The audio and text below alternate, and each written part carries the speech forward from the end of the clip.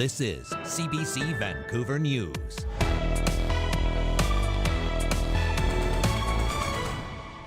At this point, we have no reason to think that it was a situation that was premeditated. Tonight on CBC Vancouver News, a 27-year-old man is the victim of a deadly attack in White Rock, just 2 nights after another man was stabbed nearby.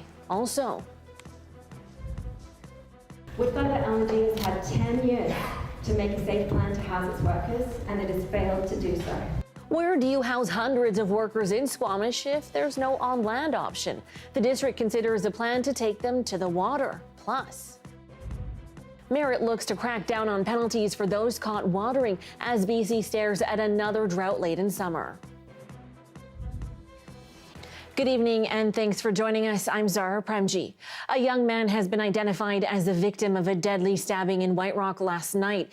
It is the second violent attack in the seaside city in 3 days. As Michelle Morton reports, police are stepping up patrols near the water.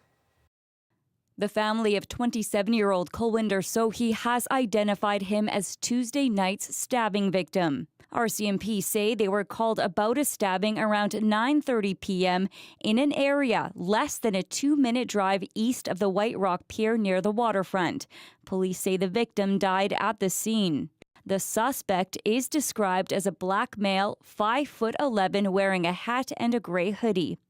This is the second stabbing to happen since Sunday night, and RCMP say they are planning to increase patrol in the area. I think it's always a good idea to exercise a certain degree of caution in these situations, for sure. But I don't think that we're in a situation where people have to dramatically alter their lives. We're dedicated to public safety in the city of White Rock. We will have increased patrols in the area, increased members in the area. On Sunday, 28-year-old Jatinder Singh suffered non-life-threatening injuries after he was stabbed in the back of the neck while he was sitting on a bench beside the large White Rock with his wife. Police described the suspect in this attack as almost identical to the suspect in the fatal stabbing. The Integrated Homicide Investigation Team has been called in to work with RCMP in these investigations, and given the similarities, they are working to figure out if these two stabbings are related or not. At this point, we have no reason to think that it was a situation that was premeditated. In terms of whether there was any connection between the victims, I don't know that specifically right now, but as I said before, we have analysts that are going to be working with the White Rock RCMP. They're going to go through that file to make sure to pull out any connections that might not be even apparent to us at first glance. Totally shocked. Yeah, I mean, my parents lived here, as my sister said, years ago, and we spent many summers down on the beach with the kids and never had any concerns. There's been 2 or 3 incidents on the pier, actually, since we came here. And it's just part of it seems to be worldwide, you know, so we just have to be vigilant and watch yourself. And I just hope that they find what's going on, because there's a lot of great things are coming with changes, people coming from other places to find a safe and happy home here, and hopefully we can all come together and figure out what's going on and who's doing this, because it is very scary. Police are asking anyone in the area who has information or dash cam footage to contact them. Michelle Morton, CBC News, White Rock.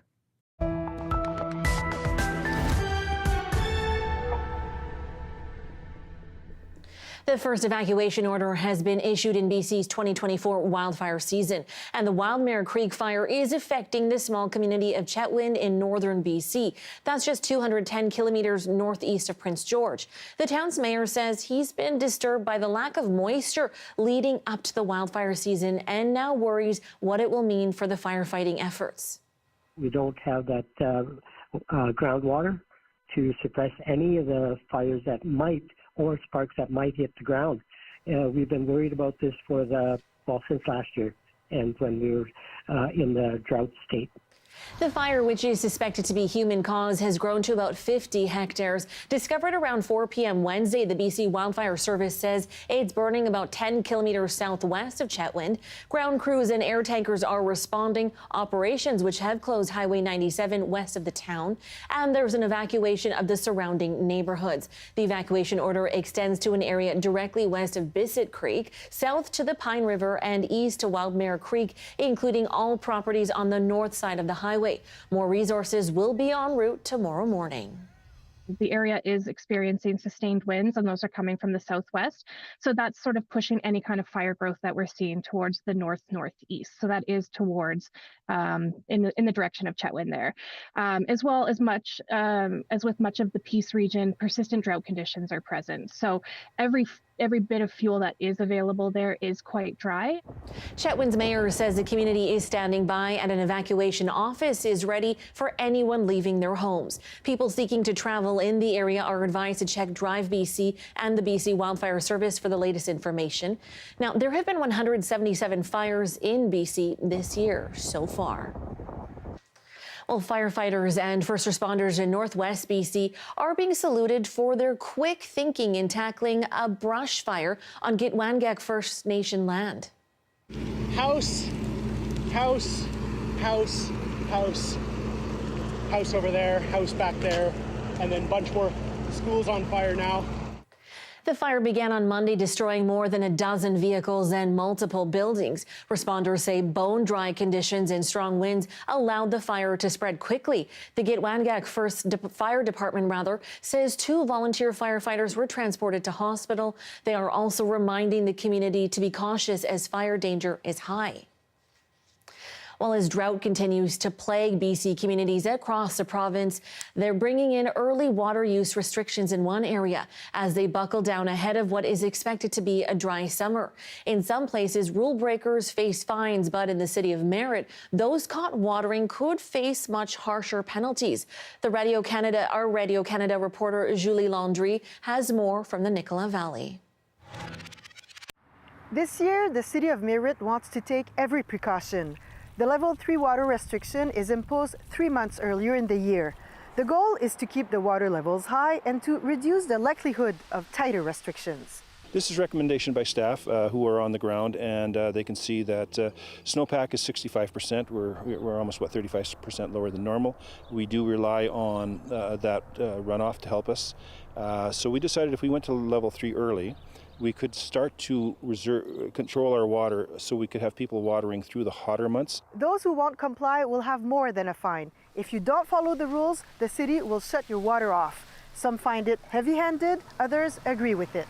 It doesn't make any sense because there's no fire restriction yet. So if I want to have a fire, I need to have access to my water. So if they shut my water off, then how am I going to, it doesn't balance out. Like, they can't just shut your water off. I think that's a fantastic idea because people will always try to stretch the rules and break the rules. I mean, we're all guilty of that sometimes. So I think it's a great idea. I'm very worried. I think the summer is going to be quite smoky again because of the fires already started. And the water's low already. We're in for a not very good summer, I think. The residents of Merritt are not the only ones worried about the water levels. Farmers in the valley also have to do things differently this year. In our situation, our water license allows us to start watering at April 1st, but we typically haven't gotten going with the irrigation until May. So this year, we got going pretty much at the beginning of April, and we're just trying to get as much water in the ground as possible, because it's all about water storage. Nobody knows how things will turn out or if there will be rain before the summer.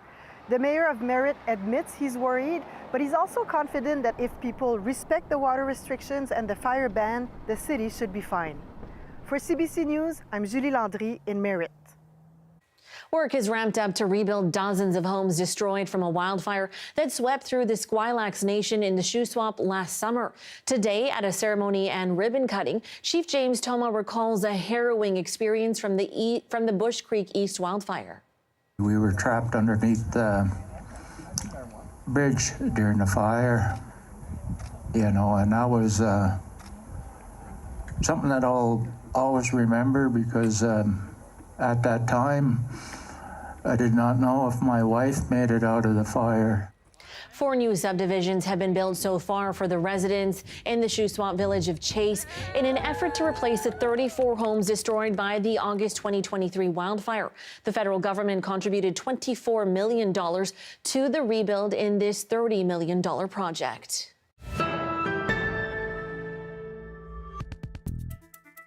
While Surrey's mayor claims a hidden provincial report indicates the cost of shifting to a city police force is far higher than originally indicated. She argues it's news the BC government didn't want the public to know.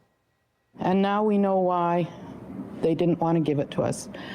But now we know why we were never provided the report. The only reason this report is out today is because the City of Surrey has taken court action against the province.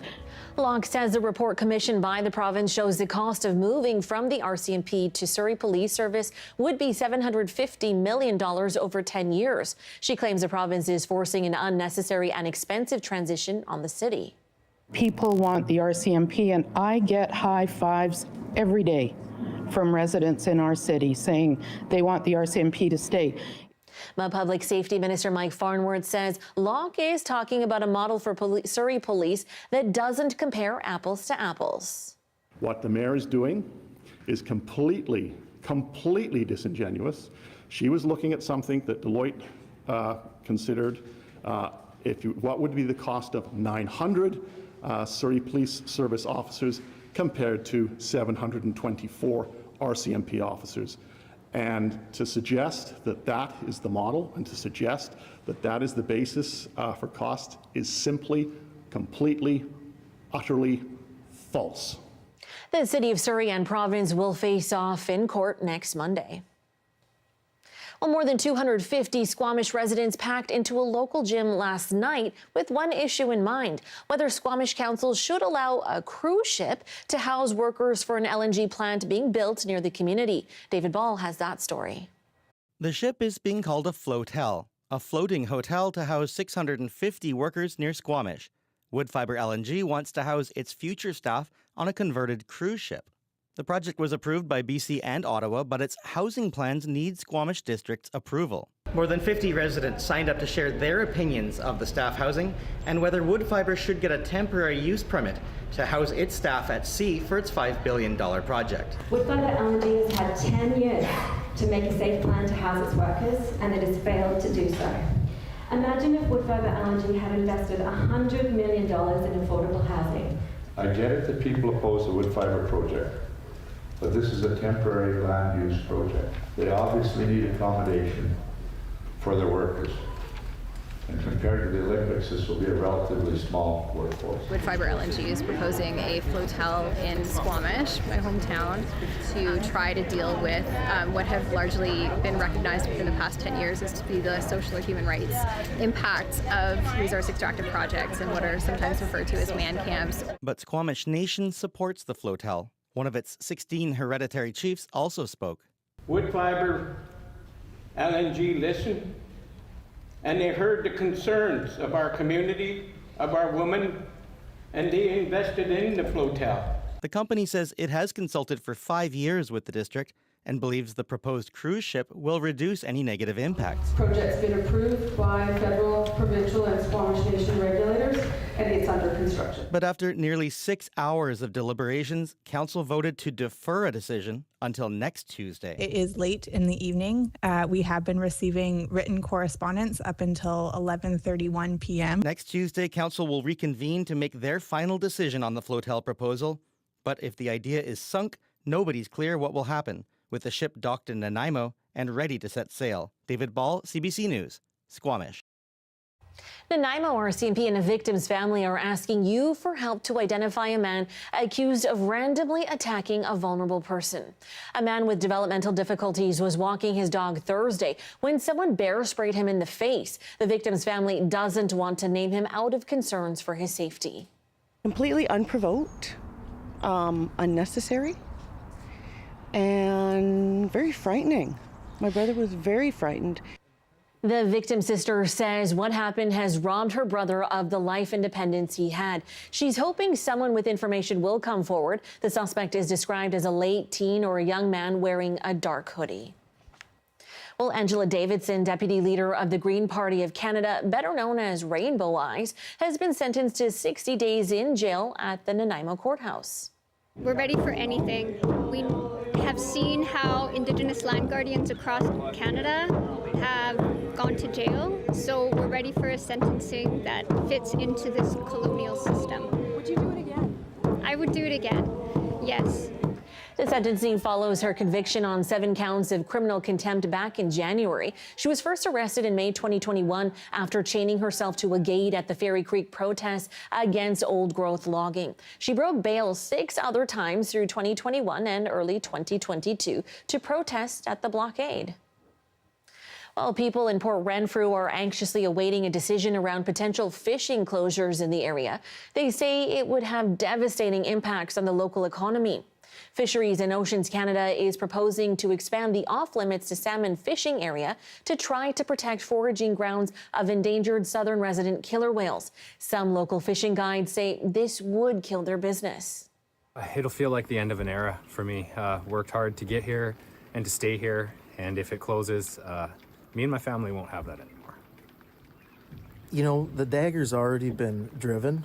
It's really going to be the salt on the wound, because this has been initiated, years ago. But for this to end and to go out this way, it's going to be a real slap. Let's just put it lightly. No more fishing, no more bonding with the boys. We'll just have to do other things, I guess. But yeah, like Matt said, it'll be end of an era. It's not going to be good. Fishing charters generate about $26 million over the 5-month fishing season, including impacts on hotels and restaurants. A family ate a 55-year-old wedding cake they found in their freezer. But was it any good? Coming up next.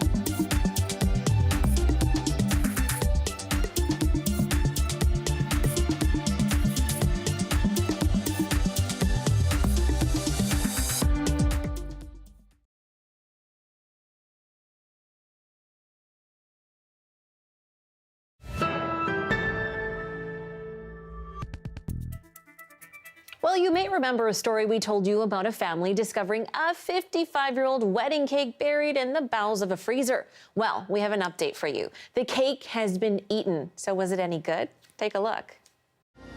What is that? It's wedding cake. Wedding cake. That's a 55-year-old wedding cake. Take a good one. I'll get one with hardini sugar. Yeah, these guys are going to be the first to try it. Delicious. Wow. Great. It was delicious. Tasted just as fresh as any fruit cake would taste. During the cold snap this winter, and that was the perfect time to pull everything out of your freezer. You deep freeze and put it outside, and you can defrost it and whatnot, clean it. And she found this big silver disc, and it was tinfoil, and unwrapped it. And, oh yeah, that's right. That's the wedding cake that was made for your dad and I 55 years ago. And we're supposed to open it at our 50th anniversary. That's sweet. Good. Sure, it's not really a kind of thing. There was about 20 people. Even my sister, she flew in from Toronto for it. Fortunately, Dad passed, and she had two of the original wedding party there. So she had her brother and my dad's brother there. Yeah? Right on. Even the little kids did. I got some footage there of the kids trying it, and kids that were skeptical tried it, and they loved it. I think there was one person that didn't, and he made a little joke like, oh, I hope I don't have to make 17 trips to the hospital here. There's still quite a bit. It was a big cake, so we thought we had put a dent in it, but later Mom pulled out a container of more. Yeah, it was something else. Well, the clock is ticking for social media app TikTok. The funding bill signed by U.S. President Joe Biden today contains contentious legislation that could ban the platform in the U.S.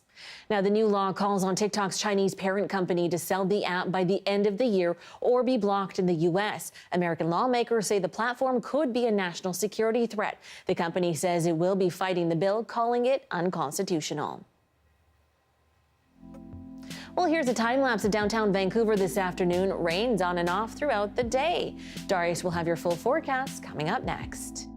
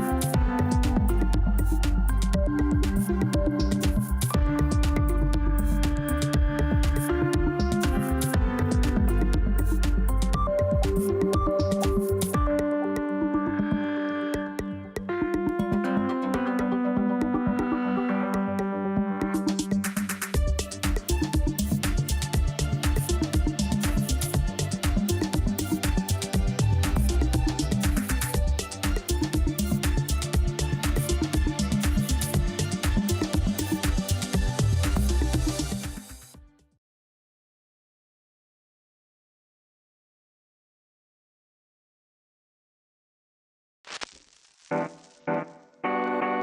I know when I really like a song, if within the first 3 seconds, I'm already vibing to it.